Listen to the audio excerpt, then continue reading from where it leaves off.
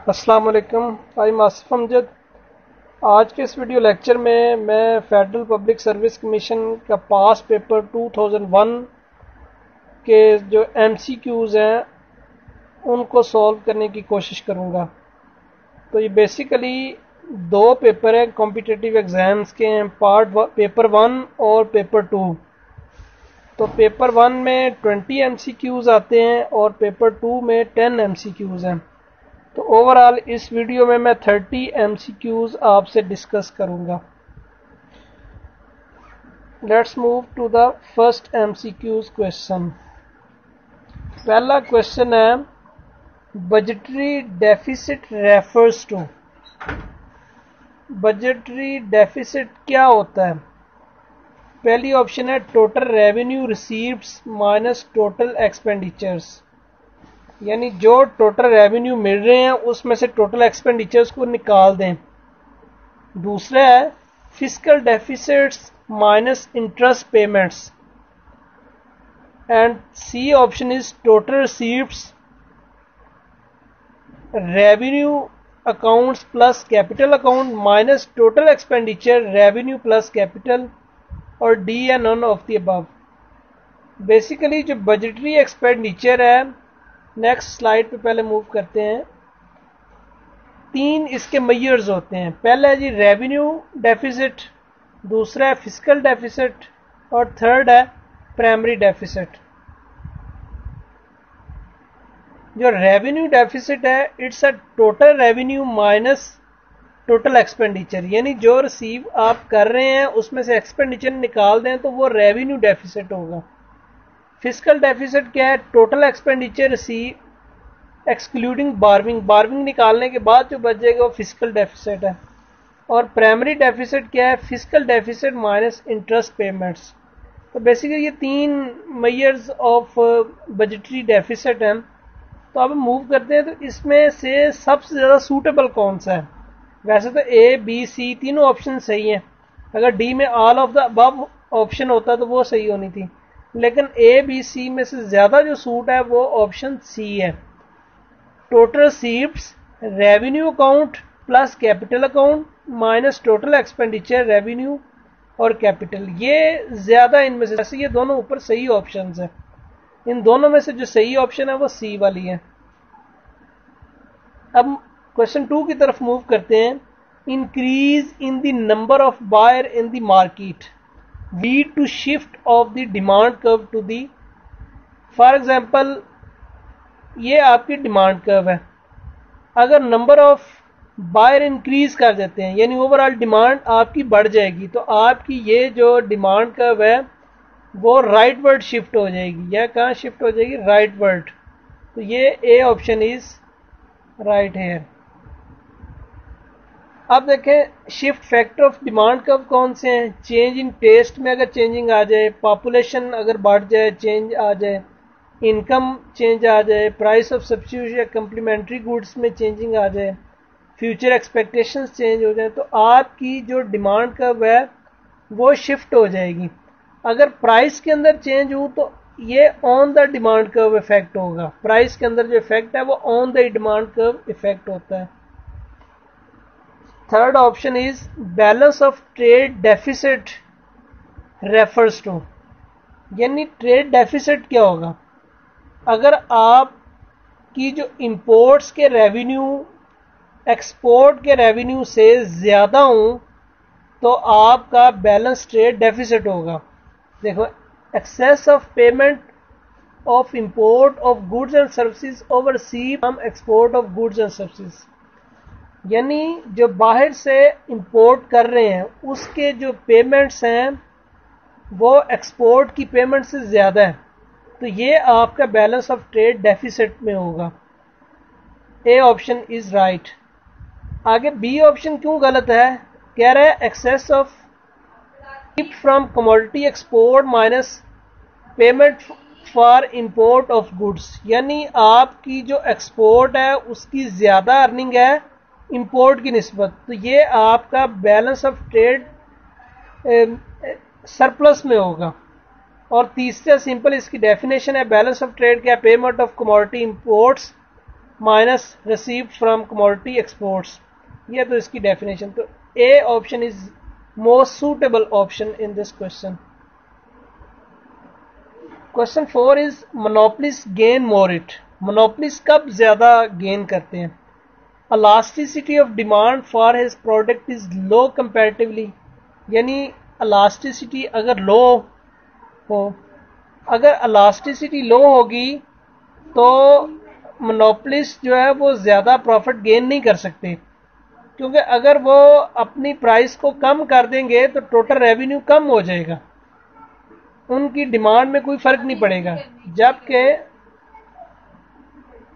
B option में elasticity of demand of his product is highly comparatively, अगर elasticity ज्यादा होगी तो अगर 1% प्राइस कम करेगा तो क्वांटिटी डिमांड बहुत ज्यादा बढ़ जाएगी, जिससे मार्जिनल रेवेन्यू भी बढ़ जाएंगे, जिससे मोनोपोलिस्ट को ज्यादा प्रॉफिट गेन होगा। तो option B is right hand. Fifth question है devaluation of Pakistan rupees in the 1990 led to.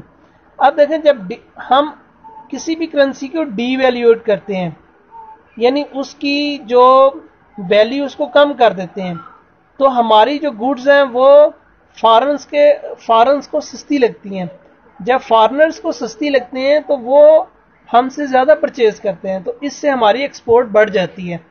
तो डीवैल्यूएशन का सिंपल ये आंसर है कि इंक्रीज इन एक्सपोर्ट, यानी एक्सपोर्ट में इजाफा हो जाता है।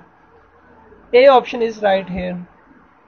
6 है most sophisticated model of economic growth are based on, यानी इकोनॉमिक मॉडल्स आपको पता है अजम्पशंस के ऊपर बेस करते हैं।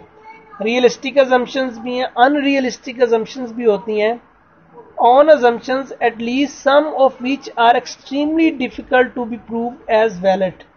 अब ये ऑप्शन देखें, ए बी सी तीनों राइट हैं, लेकिन इन सब में से ज्यादा बेहतर ऑप्शन कौन सी है? तो option E C is most best option, कि ये ऐसी अजम्पशंस पे बेस करता है जो कि बाज़ दफा उनको प्रूफ करना मुश्किल हो जाता है। C is right here. Real GDP refers to GDP at constant price. अगर कांस्टेंट प्राइस पे करेंगे तो रियल जीडीपी, अगर करंट प्राइस पे करेंगे तो आपकी नॉमिनल जीडीपी होगी। Term of trade refers to, term of trade क्या है? The ratio of the relative price of export and import is called term of trade। तो बी ऑप्शन में देखें, value of export versus value of imports, अगर इनकी ratio ले लें तो टर्म्स ऑफ ट्रेड बन जाता है। तो B option is right here. 9 है cost push inflation is the result of. Cost push inflation किस वजह से होती है?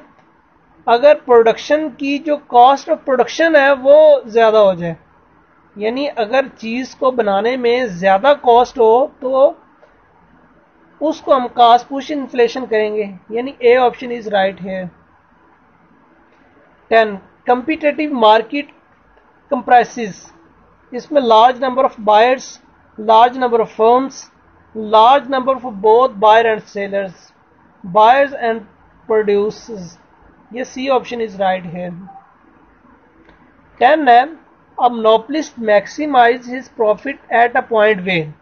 आपको पता है कि मोनोपोली वहां पे मैक्सिमाइज प्रॉफिट करती है जहां पर मार्जिनल रेवेन्यू उसकी मार्जिनल कॉस्ट के बराबर हो जाए, यानी बी ऑप्शन क्या है? His marginal revenue equal marginal cost.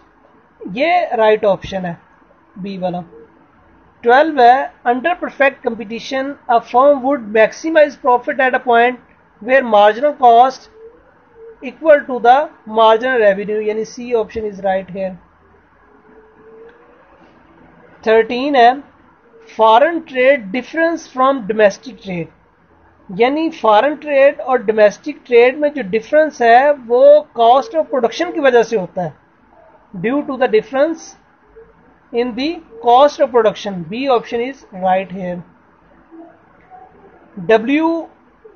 WTO यानी world trade organisation is the same thing as UNCTAD, the same as WHO, replacement of the UNCTAD। अब ये ऑप्शन सी राइट ऑप्शन है। आपको इसकी मैं रीज़न भी देता हूँ ये क्यों राइट है। तो WTO वर्ल्ड ऑर्गेनाइजेशन का जो पुराना नाम है वो है GATT, general agreement on tariff and trade. पहले ये नाम यूज होता था। तो इसी का एक अदारा है UNCTAD, यानी United nation conference on trade and development.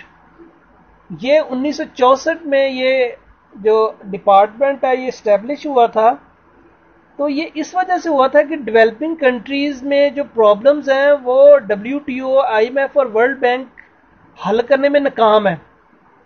तो फिर ये नया 1964 में ये नया UNDCD ये रिप्लेस हुआ है WTO की जगह पे। तो इसके अब तक 195 मेंबर हैं। ये भी आपने क्वेश्चन को अच्छी तरह पढ़ लेना है। ये भी क्वेश्चन बाज़ दफ़ा आ जाता है पेपर में। Major source of revenue in Pakistan budget. Pakistan के बजट में मेजर जो वो रेवेन्यू है वो कौन सा है? Have not change in 90, have drastically change in the 1990, have change slightly in the 90s।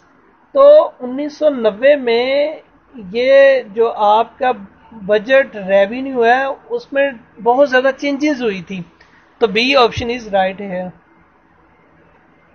Main heads of expenditure in Pakistan budget are.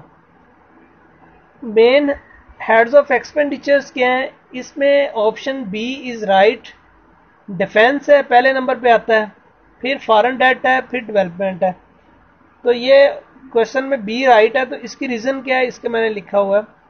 Major head of expenditure सबसे ज्यादा जो डिफेंस पे लगाता है, उसके बाद debt services, subsidise and grants, general administrative, social services.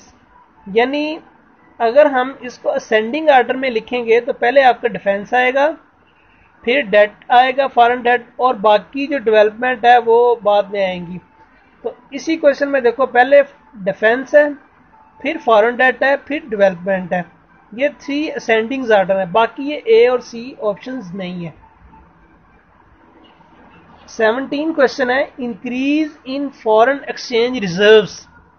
Foreign exchange reserves कर increase करने से क्या होता है? तो आपकी इन्फ्लेशन बढ़ जाती है। इन्फ्लेशन क्यों बढ़ती है? जब फॉरेन एक्सचेंज रिजर्व्स ज़्यादा हो जाते हैं तो इससे आपकी जो मनी बेस है वो ज़्यादा हो जाती है। तो मनी बेस ज़्यादा होने की वजह से इकोनॉमी में इन्फ्लेशन आ जाती है। तो option A is right here. Pakistan budget deficit is financed by revenue budget surplus, borrowing both bank and non bank. तो ये बारविंग बैंकिंग और नॉन बैंकिंग सेक्टर से की जाती है। B option is right here. Most important economic indicator of health of an economy is income per capita. यानी आपकी total GDP को टोटल पॉपुलेशन पे अगर डिवाइड कर दें तो आपकी इनकम पर कैपिटा आपको हासिल हो जाती है। तो A option is most suitable answer in this question. 20 है most important catalyst in economic growth. Economic growth में सबसे ज्यादा इंपॉर्टेंट कैटलिस्ट कौन सा है जिससे आपकी इकोनॉमी ग्रोथ ज्यादा हो जाती है? सेविंग एंड इन्वेस्टमेंट ठीक है, टेक्नोलॉजी एंड स्किल्स ये भी सही है। तो C option is right here. A और बी ऑप्शन दोनों सही है। 21 है external debt services is greater than. आपकी जो एक्सटर्नल डेट सर्विसेज है वो किससे ज्यादा है? पहला जी सोशल सेक्टर स्पेंडिंग। पाकिस्तान में जो सोशल सेक्टर है, फॉर एग्जांपल एजुकेशन, हेल्थ है, इनके ऊपर बहुत ज़्यादा कम पैसा यूटिलाइज हो रहा है, यानी ये 5% से भी कम है, जबकि एक्सटर्नल डेट आपका तकरीबन 19% है। तो ये ए ऑप्शन है कि जो एक्सटर्नल डेट ये सोशल जो सेक्टर स्पेंडिंग है इससे बहुत ज़्यादा होता है। बाकी डिफेंस के भी आपके काफ़ी एक्सपेंडिचर हैं, एग्रीकल्चर पे भी काफ़ी हैं, इंडस्ट्रियल सेक्टर में भी काफ़ी हैं। तो ए ऑप्शन इज राइट है। Pakistan foreign earning largely depends on. Pakistan की फॉरेन अर्निंग, आपको पता है कि पाकिस्तान का जो मेजर सेक्टर है वो एग्रीकल्चर सेक्टर है, तो इसी से ही फॉरेन अर्निंग आपको हासिल होती है। तो ए ऑप्शन इज राइट है। Nationalisation of 1970s in Pakistan has done. आपको पता है कि जुल्फकार अली भुट्टो ने 1970 में रैशनलाइजेशन यानी तमाम अदारों को गवर्नमेंट की तहवील में ले लिया था। तो इसकी वजह से क्या हुआ था, इकोनॉमी में को बहुत ज़्यादा नुकसान हुआ था, फायदा नहीं हुआ था। तो बी ऑप्शन इज राइट है। More than harm in the economy, नुकसान ज़्यादा हुआ था। 24 है, the largest revenue collection is through. अब इनमें से जो चार दिए हुए इनमें सबसे ज़्यादा किस में रेवेन्यू होता है, वो इनकम टैक्स है। इनकम टैक्स से पाकिस्तानी गवर्नमेंट को ज़्यादा जो है रेवेन्यू होता है। 25 है, per capita income in Pakistan in the last 5 years। अब ये 2001 का पेपर है, तो मैं इसी क्वेश्चन को ये करंटली बेस कर रहा हूँ। तो अभी आपकी जो पर कैपिटा इनकम है, ये जो पिछले 4 साल है उनमें बढ़ती रही है, लेकिन ये पिछले साल डिक्रीज होना शुरू हो गया। तो डी ऑप्शन इज राइट है।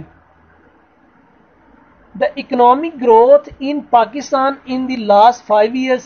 अब ये भी ये हुआ है कि पिछले 4 सालों में बढ़ती रही है और ये लास्ट में नीचे आना शुरू हो गई है। तो इसमें ये ऑप्शन ही नहीं है, ये तो पुराना क्वेश्चन है। 26 में देखें, the GDP growth in Pakistan largely depend on. Pakistan की जीडीपी ग्रोथ ज़्यादा किस सेक्टर पे है, एग्रीकल्चर सेक्टर पे है। 28 है, large scale manufacturing sector growth rate in Pakistan in last financial year was about. पिछले साल कितनी इसकी जो ग्रोथ थी, तो वो है 2.11, यानी 2.11% जो है ना इसकी जो ग्रोथ हुई है। तो ए ऑप्शन इज राइट है। Education spending as share of budget in Pakistan, तो 2.5% जस्ट जो है ना वो करंटली, ये मैं करंटली आपको डाटा बता रहा हूँ। Thank you.